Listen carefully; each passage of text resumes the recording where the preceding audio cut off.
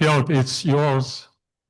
Okay, yeah, thank you very much for the introduction, and it's a big pleasure for me to speak to you, and thanks again for giving this opportunity.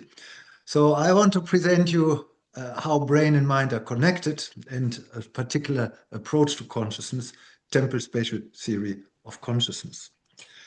And of course, the first question you always have to raise, what is consciousness? It's subjective experience. But what is subjective experience? And I want to point out one particular feature is relating one's inner self to the outer world. As you know, often in the current neuroscience of consciousness in the Western world, consciousness is described by what it is like, qualia, first-person perspective.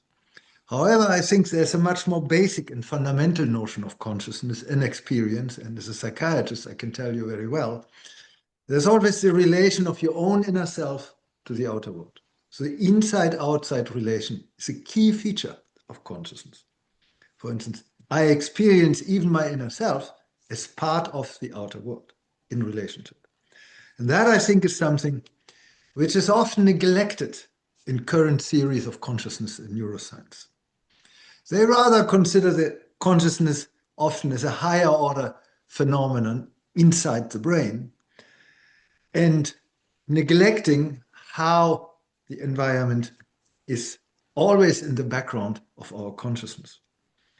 I have a certain sequence here, a certain order about the different theories of consciousness: higher order theory of consciousness, attention schema, Graziano, global neuronal workspace theory, Mashur, Dehaene, integrated information theory, Tononi, recurrent processing theory, Lamme, predictive processing approaches, and embodied approaches. And you see, I very intentionally put them here on the upper level of the iceberg / what is called the mind. However, I think that neglects how and why consciousness is always something that we experience ourselves as part of the world. So the TTC and I am asking myself, how is it possible that the world in our environmental context is always in the background of our consciousness and makes thereby possible contents of consciousness in the foreground? So that's where the temporal-spatial theory of consciousness can be located.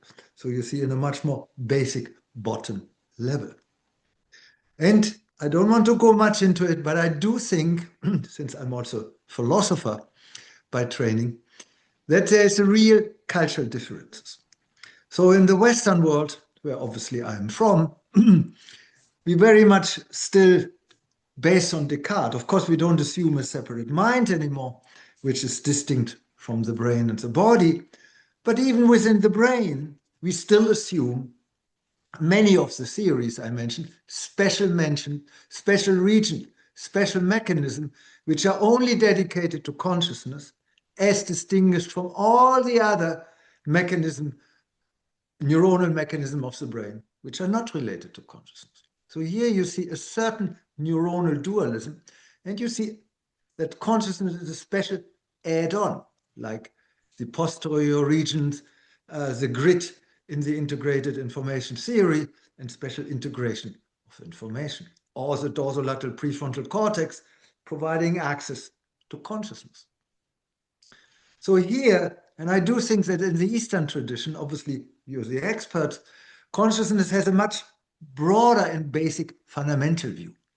It is much more associated with your being and standing in the world. That's where conceptually, philosophically, I would locate the temporal-spatial theory of consciousness. So that gives you a short introduction. So my talk will include these different topics, and I will go through them. And I want to start a little bit some background assumptions, theory and concept, because that you see where and how the starting point of the TTC is slightly different from the standard theories I mentioned. First, what is consciousness? So the TTC assumes consciousness is intrinsically temporal, temporality. That goes back to Western philosophy, Husserl, who spoke of inner time consciousness, and ultimately it goes back to Immanuel Kant, who spoke of inner time. So in the inner time consciousness has a certain structure. It has, for instance, as presented here, different time scales. See here on the left from our paper, you have longer time scales in the background. You have shorter time scales in the foreground. So it's not just limited to the 30, 50 milliseconds, which, for instance, Tononi and the IIT assume. But you have also longer time scales in your consciousness. 300 to 500 milliseconds, you see here on the right from a recent paper from Srindal and Srinivasan, and even slower, 3 to 5 seconds. So that also gives you already a hint. Consciousness has certain time scales, durations. We can perceive consciously duration of 30 to 50 milliseconds and 3 to 5 seconds. But shorter or longer, like 10 milliseconds or 5 minutes, we have no consciousness. That's beyond. So the time scales of our consciousness are in a way very limited. When you investigate cellular firing rates 1 millisecond, we will not be able to consciously perceive that. There's no way. So there, one feature of consciousness. So, and where time is, as you know, there's also space. So consciousness is also spatial. It has a spatiality. For instance, we experience usually a spatial difference between our own self and the environment. This is called duality of self and world. However, when you go into some of the particular Indian meditation tradition, where they also assume what is called non-dual awareness, where you do not experience a difference anymore between self and world, inner and outer. So there's a non-duality. And there you see it's a completely spatial, different spatial arrangement and organization in your consciousness. I will come back later to that and present you some neuronal findings for that. Now, I spoke about consciousness. How does the TTC characterize the brain? So as you know, often the brain is characterized by different cognitive functions, sensory, motor functions. The TTC takes a more basic view and considers the brain in terms of primarily timescales, durations, and dynamics. And you will see all the mechanisms I later explain in more detail empirically are all about different features of dynamics. So here I present you the timescales. There is, for instance, we have shorter timescale. Timescale are the duration of activity changes. And you see, for instance, here on the left, you see very long time scales in the higher order regions, transmodal regions, default mode network, whereas shorter time scale in the unimodal regions, blue in the brain, and the transmodal are red. Now, here on the right, I present sort of a robot. The brain is basically an abundance of time scales, and we haven't really fully understood. You will see a lot of papers from our group on time scales, also the variability of the time scale, how they change from rest and task. And I will later show you some examples how remarkably adaptive the brain's time scales are. So here we really define the brain primarily by time scales and dynamics. And as already said, where there's time, space is not far. So that goes with a certain topography. What do I mean by topography? It's a certain organization and constellation, how the regions stand to each other. And you already see, I do not pursue a region-based approach or network approach. I rather consider region and brain as part of an overall organization, and that organization is in topography. And interestingly, the data show more and more that the brain has certain intrinsic topographies. So meaning they're already visible in the resting state, and they basically define the brain as a brain. Here on the left, I show you the unimodal transmodal topography, and that has been really shown for various lines, for frequencies, for excitation inhibition balance, for functional connectivity, that you have a certain gradient between sensory unimodal, higher order transmodal regions.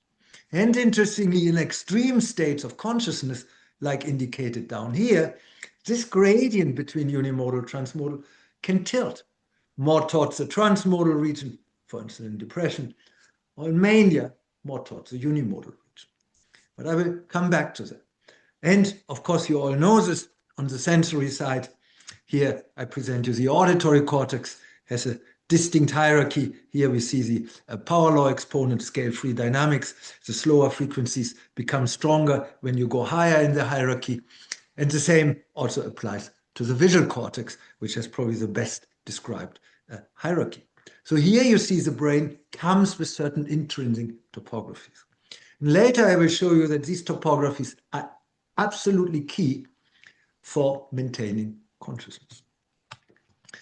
So now, of course, the next thing, Northoff, now you described the brain and consciousness, but what you really need to do, you need to describe their relationship. So, and this is a key feature of the TTC and of our approach to neuromental connection in general. So rather than saying, okay, the mind is special and different from all other non-mental features, and therefore requires a very special feature in the brain, as distinct from all other special features in the brain, we assume, no, brain and mind, experience and brain share certain features. It's like here on the left, I illustrate the example of the euro. The euro is a common currency, literally spoken, of the different countries in Europe. Despite all the differences, despite all the historical and cultural differences of the different countries in Europe, they share the currency. And that's exactly what we also assume, that neuronal and mental states share their temporal and spatial features. Dynamics and topography, common currency. So if you want to have the key conceptual feature of our approach, which really marks it a difference, I would say it's the common currency. And you will see that has not only conceptual relevance, but also huge empirical implications. So now this is basically the end of the theory and background assumptions part. I will show you different mechanisms that all are spatial temporal mechanisms. So that's very important. So you will not hear specific cognitive functions like working memory, like sustained attention, divided attention, episodic memory. I would argue that these are secondary. These are not primarily relevant for consciousness. You might be confused by hearing that, but I hope at the end of the talk, I can at least give you an understanding why we think so. So now I will go that different spatial temporal mechanisms are related to different dimensions of consciousness. So I go to the first part, the level of consciousness. Temporal nestedness. That's what we assume as a mechanism. What is temporal nestedness? We all know, if you work with EEG, fMRI, intracranial data, or others, there's a power spectrum. The power spectrum includes different frequencies across a wide range of frequency domain, from the very infra-slow 0.001, 100 second, to faster frequency like in the fast gamma range, like 180 hertz, where you also then can infer population coding when you have intracranial recording. So, and you see, the slower the frequency, the more power you have. So here on the lower left, I show you that you see the log frequency on the x-axis and the power on the y-axis. So, and that means there's a nestedness. They literally, if I zoom in into a very small portion of the power spectrum, it will show exactly the same shape as you see here. So where I have a large zoom in or a zoom out or a small zoom in, the shape of the power spectrum will always be the same. Of course, there are some periodic oscillatory components like the alpha, but I just want to show here the temporal nestedness. And I don't need to tell you here, I show you examples of spatial nestedness, the famous Russian dolls, and the much more even beautiful, the ivory balls in your tradition, which I find absolutely marvelous, and I'm wondering how people can do that. So I gave you an idea of temporal nestedness. Now you say, why and how is this temporal nestedness, the scale freeness, and the aperiodic components of the power spectrum necessary for consciousness? I show you here in the upper part a data set on same subjects in an awake and anesthetic state.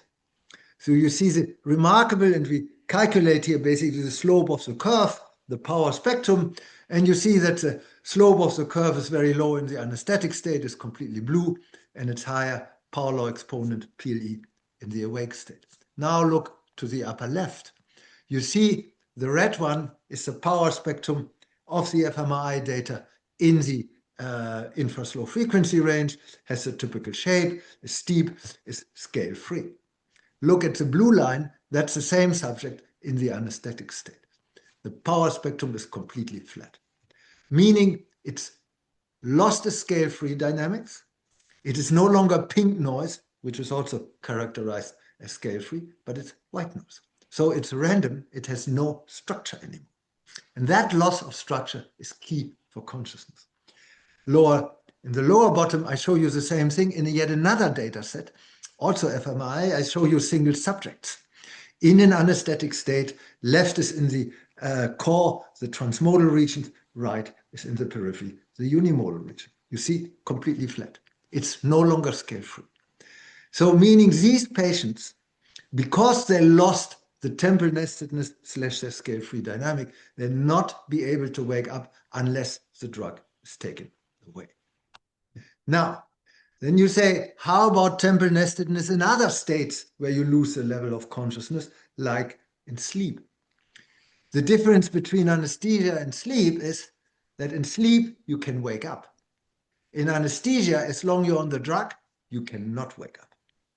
That's very important because you see here, you see on the upper line, the visual and lower line, the default mode network, and you see three different states. You see on the left, I'm awake. You see it's a good scale freeness of the power spectrum. This is fMRI. You see in the middle, the subject sleeps. So typical, your power spectrum becomes a little bit more tilted towards the slower frequencies, but the scale freeness is still preserved. And then we presented a movie in the sleep, only auditory movie without visuals. And you see the scale freeness is again preserved, and you also see a shift in the power spectrum. And you see this for both visual cortex as well as DMN. So based on these and many other findings, we propose that scale-free dynamics is a neural predisposition of the consciousness. What does this mean? It's a necessary condition of a possible level of consciousness. If you lose it, you cannot regain your level of consciousness, like in anesthesia. But if it's preserved, you can still be unconscious, but you can regain consciousness. That's the case of sleep. That's why we speak not of a neural correlate, but of a neural predisposition. So, and when you review all the findings, this is what we did in this paper and the subsequent paper, you really see that different degrees of power law exponent or scale-free dynamics are really related to different levels of consciousness. The extremes on both ends, anesthesia and extreme drug-induced psychosis, flatten the power spectrum, you lose the scale-free dynamic, and you lose the ability to regain consciousness. And then, of course, the more you get to the middle, the higher and the more functional your power law exponent, and you can have a level of consciousness. So that's our assumption that really is temporal nestedness is key for the level of consciousness. So now you will ask, why? What does the scale-free dynamics in the brain in particular does? There's a lot of discussion about the critical brain hypothesis, but we don't really know the functionality of that. One working hypothesis in our group and for the TTC is that maybe the scale-free dynamics is key for input processing, for picking up the stochastics of input processing. I will come back to that, explicate it in more detail. You see here on the left, you already see the nestedness, the pink noise, or the PLE. Philip Klaar, the first author of this paper, I love this when he put in the pink noise and the pink color to illustrate scale-free dynamics, whereas on the lower left, it's white noise, and it's literally white, as he did here, and it's flat power spectrum. Now we did the simulation. So we simulated white noise, this is now the upper right, and left and pink noise. And on top, we presented an oscillatory wave. So we wanted to see how reactive is the pink noise and the white noise to external stimuli. So I spare you some of the detail of the simulation, but can see in the lower right that we had different degrees of sine waves as input and different strengths. And you can see there's absolutely no reaction when you low in the realm of the white noise, the white bar, the white vertical bar in the lower right. However, when we change that with pink noise and we stimulate with different degrees of sine waves, then you see a differentiation and a reactivity to the input. So working model for us is now that scale-free dynamics is key for the brain's input processing, for picking up the input stochastics, and you will hear more of that in my talk and various papers on our website. So now you say, Northoff, all fine and dandy, but you didn't really mention the mental at all. You just spoke about temporal nestedness on the neuronal level. But if you make the assumption of common currency, you would assume that a similar temporal nestedness also holds on the level of subjective experience, on the mental level. And that's exactly what we assume. So we are currently, so of course, then you say, how can you experimentally investigate it? You can investigate it, for instance, by trying for the perception, the time perception. You can try to get foreground, background perception on the mental level. And that's exactly what we're currently doing, that we're really trying to investigate time scales on the level of subjective experience.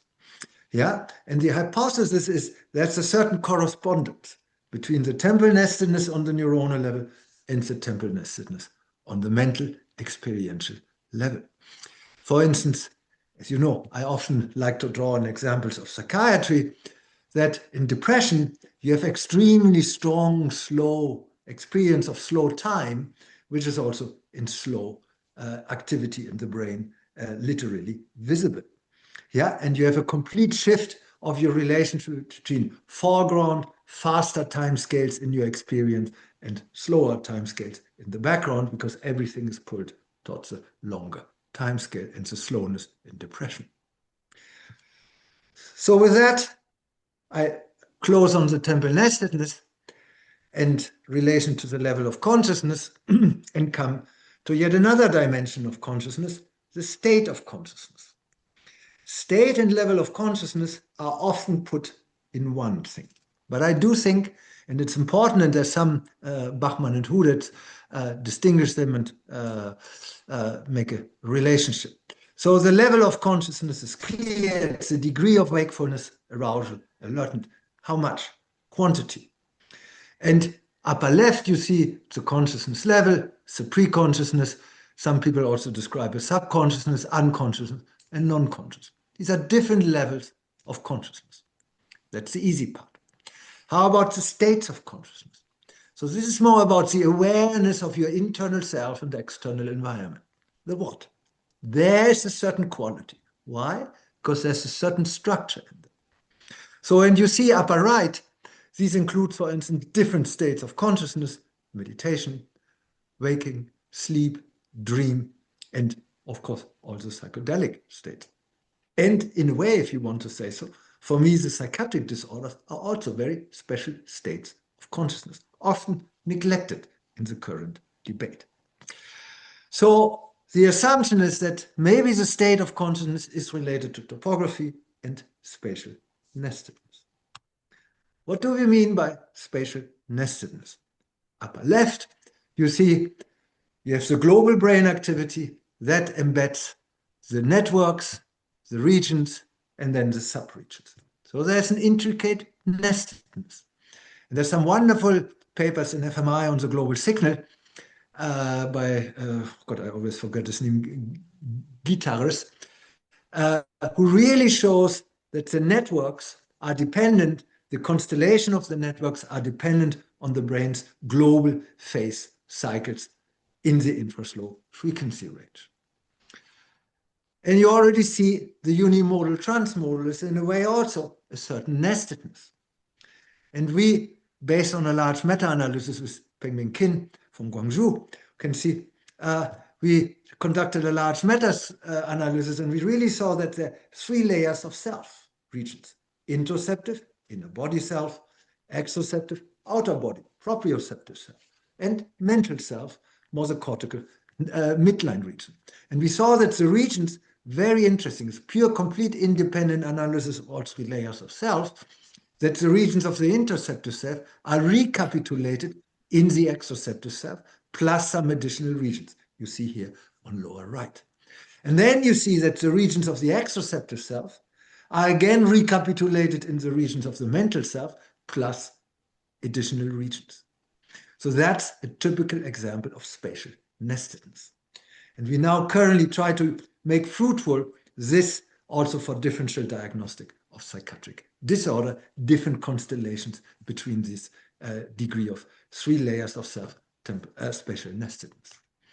So how is that relevant for consciousness? Always good to start with the extreme case where consciousness is lost, like during anesthesia. So here, Philip Clark, the first author, and who really developed a lot on this. So we present in the awake state the 7 definite networks by Yeo. This is fMRI, obviously. And we see, and we do the power law exponent to scale free dynamics. And you really see both in the rest and in the task state, which is a self, non-self task in the task state. You really see a differentiation between the network, and you see also certain gradient upper right, that the power law exponent is increasing from the sensory-motor network on the left, on the x-axis, to the default mode network on the very right. So now look in anesthesia. There is no topographic differentiation anymore of this network. Everything is the same. So that means that the inputs are no longer processed in different ways by the different networks. Each network does not contribute a slightly different component to the input anymore. Everything is the same. So we speak of a topographic de-differentiation of the networks here. So meaning the spatial nestedness is lost in anesthesia. However, there are also other cases where the spatial nestedness reorganized. And here you may remember I already talked about the dual versus non-dual awareness in meditation. So here we conducted a large meta-analysis of proficient meditators fMRI studies versus novices beginning. And we were asking ourselves, why? How is it possible that in the dual awareness, you make a clear distinction between self and environment, whereas in the non-dual state, you don't do that anymore. So the idea then is that maybe the networks involved in self and environment, let's say here as a proxy, default mode network, central executive network, are highly synchronized. So, and if they are synchronized, you do not make a difference anymore between what is processed in these networks.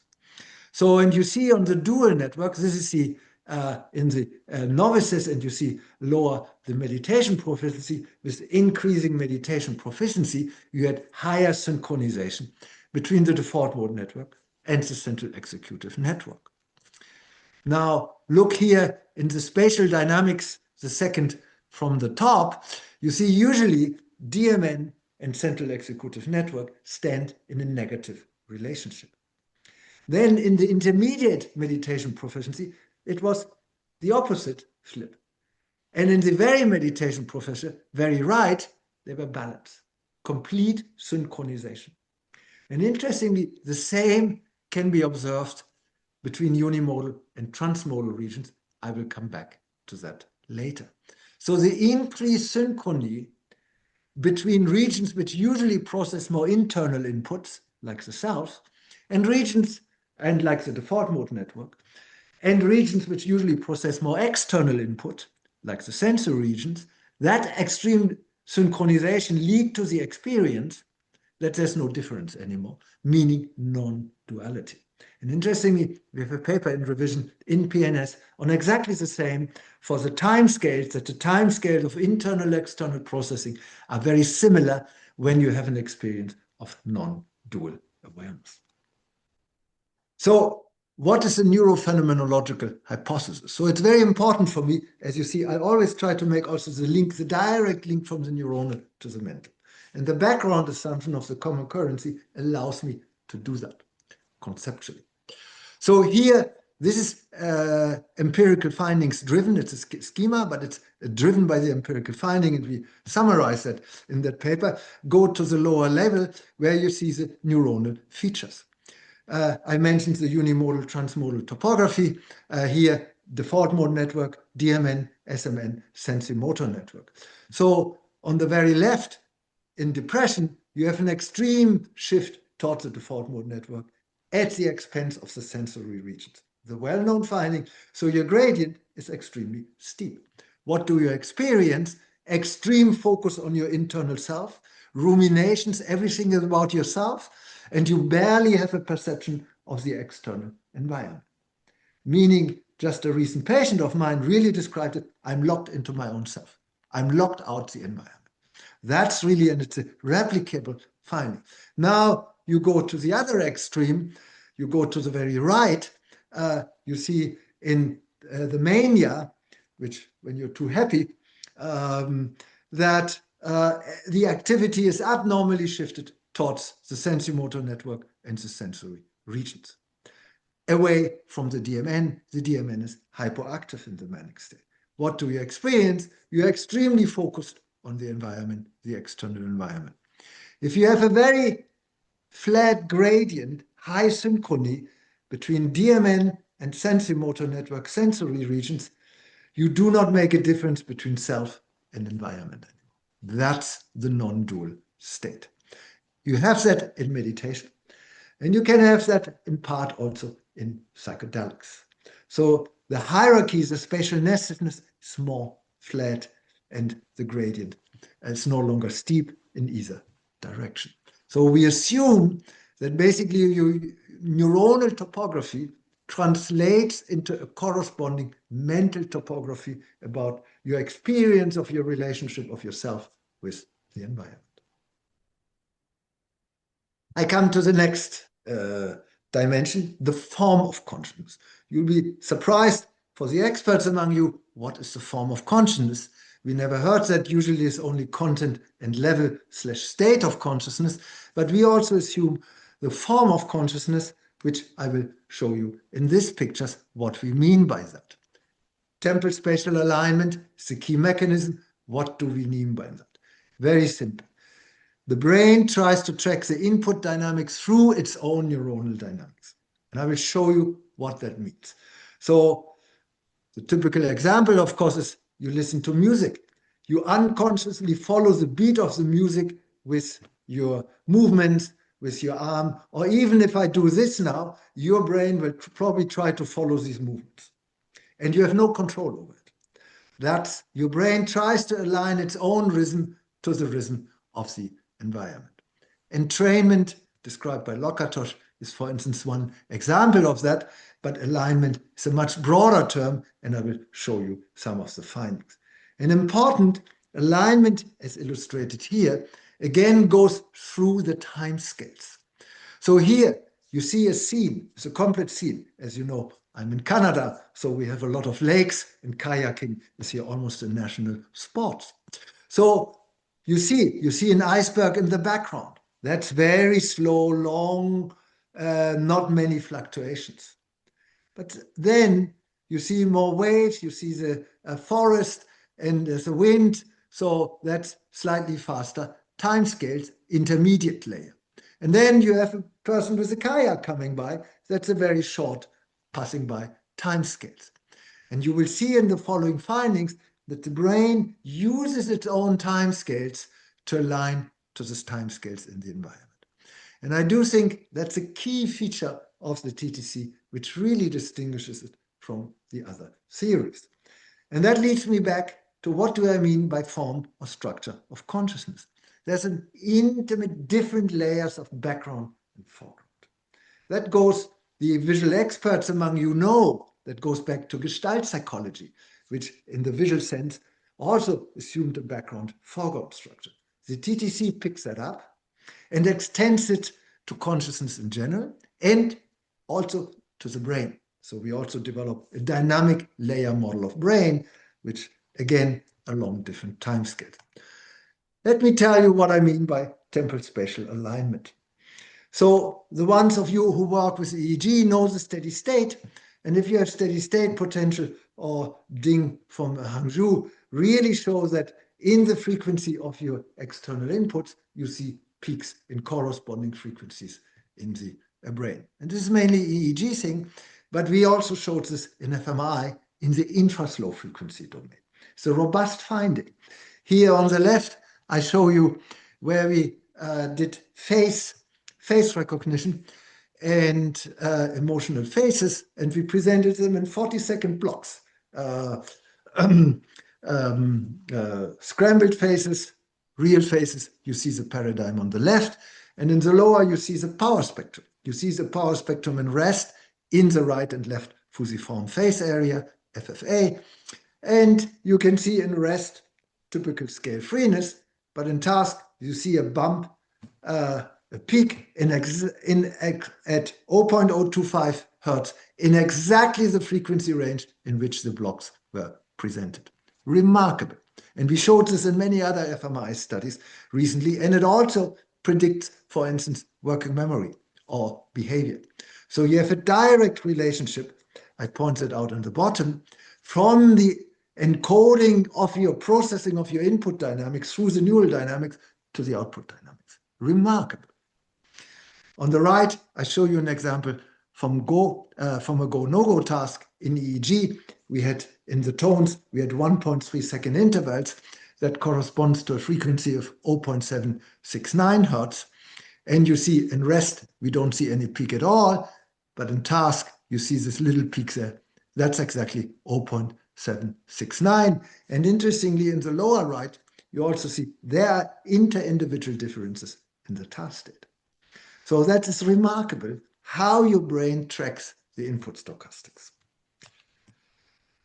That temporal alignment is lost in anesthesia. So here on the left, this was a paradigm in fMRI. The subjects were in 3 different states: awake, sedated, and fully anesthetic. Was together with the hospital in Shanghai, the neurosurgery. And you see on the left, you see the power spectrum, and you see in the blue bar, that's the duration of the blocks, meaning the frequency in which the blocks were presented. And you see a clear power spectrum increase in almost all subjects in the awake state. Now the same subjects in the task state, but in the anesthesia state. You don't see any power spectrum increase. You remember the flat power spectrum, not only in resting state, but also in task.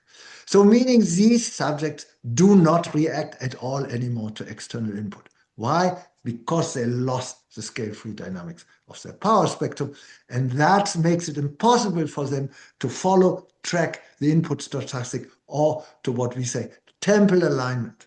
They have no connection to the stochastics, natural input stochastic of the external world. So more formally put, no input tracking anymore. So here I illustrate that on the left, it's again from Philip Clark, who did this beautiful figure with the pink noise and the white noise, pink noise upper, white noise lower. You see the temporal nestedness, the scale-free dynamic of your brain is absolutely key in tracking the input dynamics. The assumption is here why that is so, because your input dynamics, your environmental dynamic is by itself scale-free. So it's a matching between the scale-free properties of the input and the scale-free properties of the brain, and you will see more papers of ours forthcoming on exactly that, where we look this matching, and this is really a perfect alignment. Again, remember the example of the music.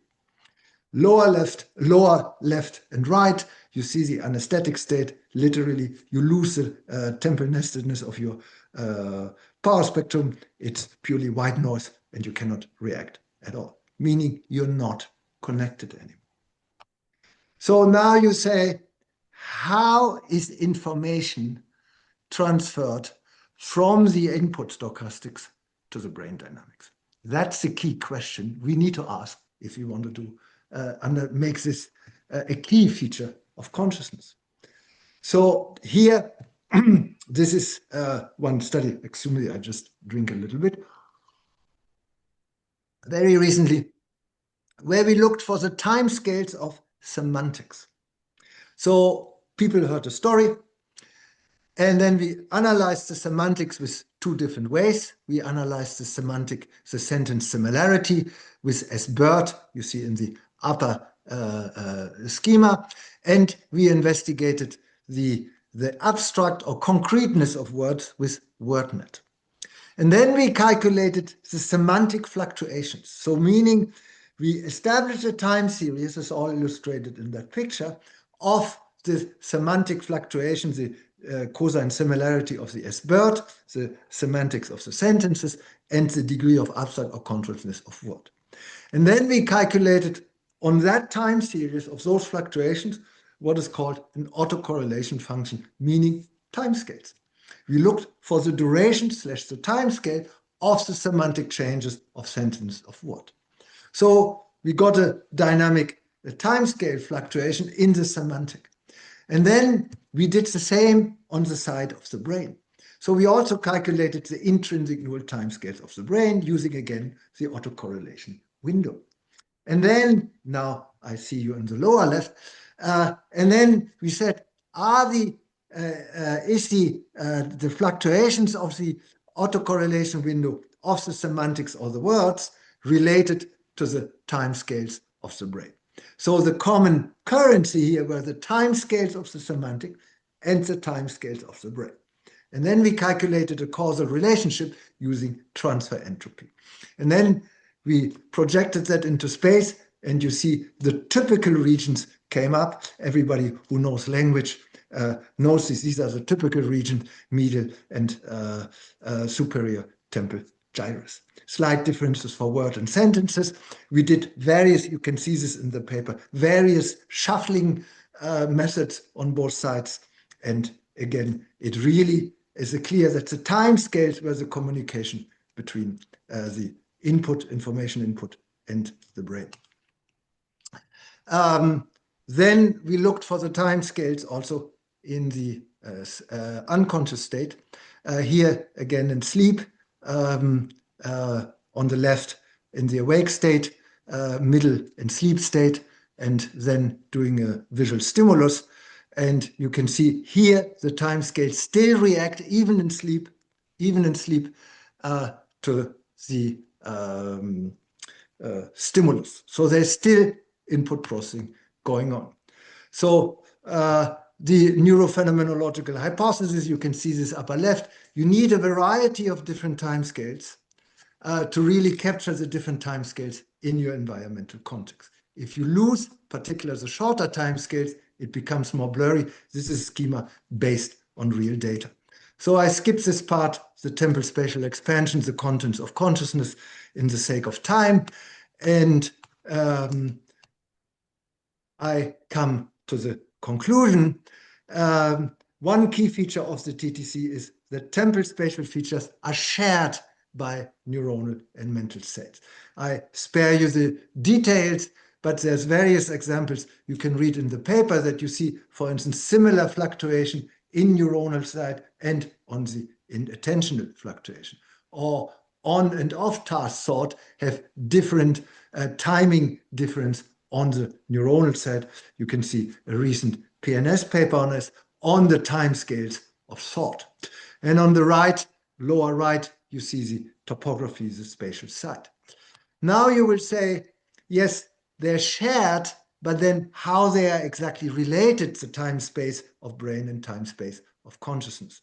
So we do not assume a one-to-one relationship, which would be a simple correspondence, but rather a continuum between simple correspondences, as extreme case, isomorphism, and complex correspondence. Why? Because it's about nestedness. You can have longer time scales nesting shorter time scales, meaning you can have a longer time scale involved in your brain and a shorter time scale in your consciousness. Why? Because of temporal nestedness. That's why we speak of temporal correspondences. I come to the second to last slide. you see how does the TTC is really different from the other theories, because you might be confused by what you heard so far. You could not relate this to the other theories. I spared the part about conscience of consciousness where you see a connection, so I delegate you, because in sake of time, to the literature on the papers of our papers on that. So we assume that this deeper layer, where the connections through their shared dynamics, the input dynamics, neuronal dynamics, output dynamics, somatic dynamics, the body, respiration, breathing, brain connection. In Shenzhen, Jianfeng Zhang does excellent work on that. So that's the shared dynamics. And when that sharing, the capacity for that shared dynamics is lost, we lose consciousness. So, and I indicate again, I think it fits much better with the philosophical framework in the Eastern world, in your part of the world, than with the Western world. But the data really supports it. Second to last slide, how about artificial intelligence? I would argue that current artificial intelligence does not have consciousness. Why? Because it lacks this lower level. It's like this. It's basically without legs. So because it has no intrinsic timescales, no intrinsic topography, that's what is needed to have consciousness. You need scale-free dynamics. You need temporal and spatial structure. And with that, I'm closing my talk. Take-home message. I do think that consciousness is much simpler than we think. It's basic time-space dynamics and configurations. Thank you very much.